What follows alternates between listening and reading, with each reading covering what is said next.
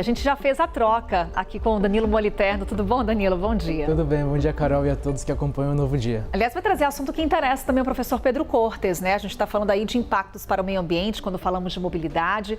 O consumidor parece que está cada vez mais aberto para aderir aos carros elétricos. As vendas desses veículos cresceram 26% no Brasil no ano passado. Ô Danilo, é um mercado que está em expansão, né? Basta circular pelas ruas que você já observa vários carros elétricos por aí, de fato caindo no gosto do consumidor brasileiro.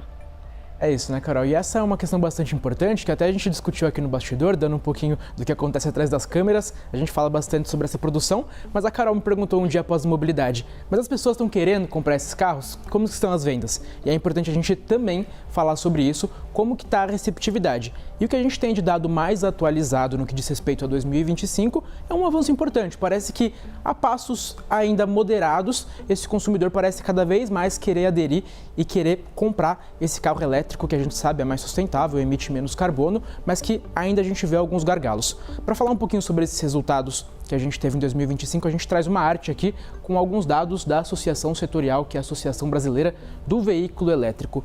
Como que a gente terminou o ano de 2025 no que diz respeito a vendas de veículos elétricos leves? Então a gente está falando daqueles utilitários e também carros, veículos a passageiros. A gente teve um total de vendas de 223.912 veículos leves elétricos em 2025. Isso representa um avanço importante. Aqui a gente está falando de 2,6%, mas na verdade esse dado é de 26%. 26% a alta em relação a 2024. Uma alta, portanto, relevante. A gente está falando de 1/4 do valor total. Alta de 26%.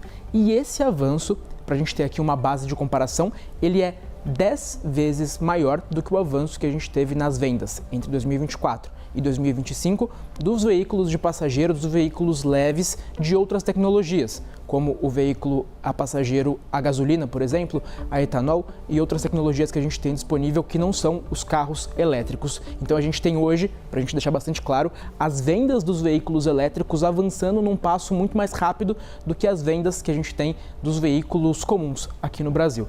Esse é um dado bastante importante. Para a gente ter mais uma base de comparação, para a gente ter uma ideia, Carol, de como esse mercado está evoluindo bastante, em 2016, há 10 anos atrás, a gente via o setor comemorar bastante que finalizou o ano com 1.000 veículos elétricos vendidos. Então agora a gente está falando de 223 mil, um avanço que é superior a 20.000%. Então, assim como a estrutura das cidades para que esses veículos possam circular, né, Danilo? Também é perceptível isso, quanto que as cidades estão se preparando para a circulação desses veículos elétricos. É um grande interesse de fazer esse movimento, né? Então as cidades também precisam se preparar do ponto de vista da infraestrutura. Daqui a pouquinho eu falo também um pouquinho sobre esses gargalos que a gente ainda tem, mas é claro que é um esforço que precisa ser conjunto, né?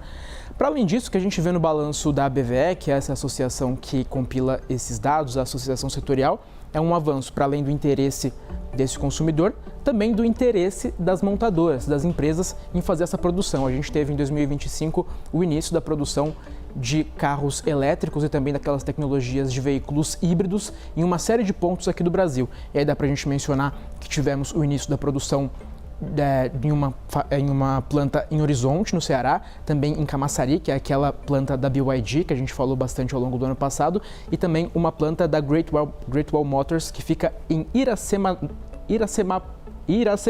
aqui em São Paulo. Portanto, também avanços importantes no que diz respeito à produção dos carros elétricos aqui no Brasil. Vemos, portanto, esse avanço conjunto. E só para a gente finalizar, é claro que a gente tem um avanço importante no que diz respeito ao interesse desse consumidor, mas ainda há gargalos. Dá para a gente avançar num passo mais rápido. E aí, quais são os dois principais gargalos para que esse consumidor se interesse mais pelo carro elétrico? Isso é o que mostram pesquisas, sondagens com o consumidor sobre esse produto. Primeiro, que dá para a gente ter um preço mais baixo. Hoje o veículo elétrico ele é mais caro do que o veículo que tem a tecnologia comum, e é claro que a gente vai resolver isso especialmente a partir de oferta, mais empresas entrando aqui no Brasil e fazendo essa produção e vendendo esses veículos. A gente vai conseguir ter um preço um pouquinho mais baixo, diversificando tecnologias.